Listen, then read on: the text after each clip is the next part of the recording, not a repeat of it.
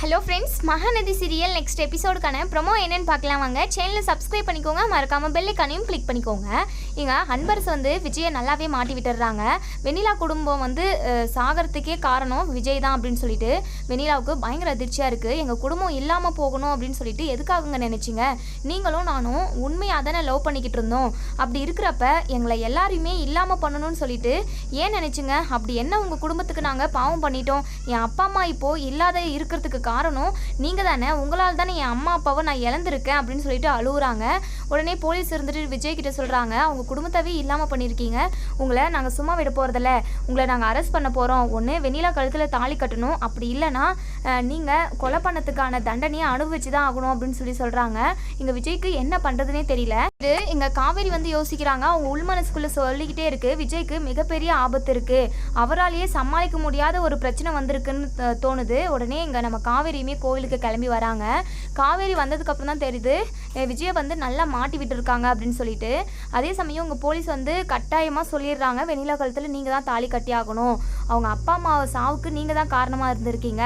இப்போ வெண்ணிலா வந்து தன்னந்தனியாக இருக்கா, அவளுக்குன்னு யாருமே இல்லை, உங்களை தான் உயிருக்கு உயிராக லவ் பண்ணுறா, அதனால் நீங்கள் தாலி கட்டி தான் ஆகணுன்ற மாதிரி பேசிக்கிட்டு இருக்கேன். உடனே இங்கே காவேரி வந்து பேசுகிறாங்க, இங்கே பாருங்கள், நீங்கள் பேசிக்கிட்டு சுத்தமாக சரியில்லை, நானும் விஜயும் கல்யாணம் பண்ணிக்கிட்டோம், அக்ரிமெண்ட் போட்டு தான் கல்யாணம் பண்ணிக்கிட்டோம், ஆனால் நாங்கள் புருஷன் முன்னாடி தான் வாழ்ந்துக்கிட்டு இருக்கோம், இப்போ வரைக்கும் நாங்கள் டிவோர்ஸ் பண்ணலை, நாங்கள் ரெண்டு பேரும் ஒன்று சேர்ந்து வாழணும், தயவு செஞ்சு இப்படி ஒரு விபரீதமான முடிவை எடுக்காதீங்க, என்கிட்டருந்து விஜய் பிரிக்காதீங்க அப்படின்னு சொல்லிட்டு இங்கே காவேரி சொல்லுவோம். இங்கே வெண்ணிலா வந்து அழுதுகிட்டே, காவேரி, என் அப்பா அம்மாவை விஜய் கொண்டு இருக்காரு, எனக்குன்னு யாருமே இல்லை, அவருக்கு வந்து நான் தண்டனை கொடுத்தே ஆகணும், ஒன்று ஜெயிலுக்கு போகணும், அப்படி இல்லைனா என் கழுத்தில் தாலி கட்டணும் அப்படின்னு சொல்லிட்டு இங்கே ரொம்பவே கோபமாக வெண்ணிலா சொல்லவும்.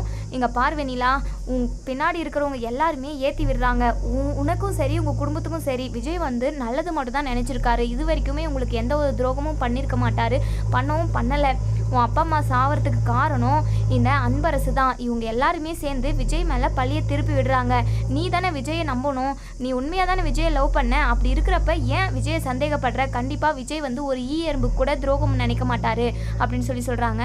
அதே சமயம் இங்கே நம்ம காவேரி வந்து தான் ப்ரெக்னெண்ட்டாக இருக்கிற விஷயத்தையுமே அங்கே ஓப்பன் பண்ணுறாங்க.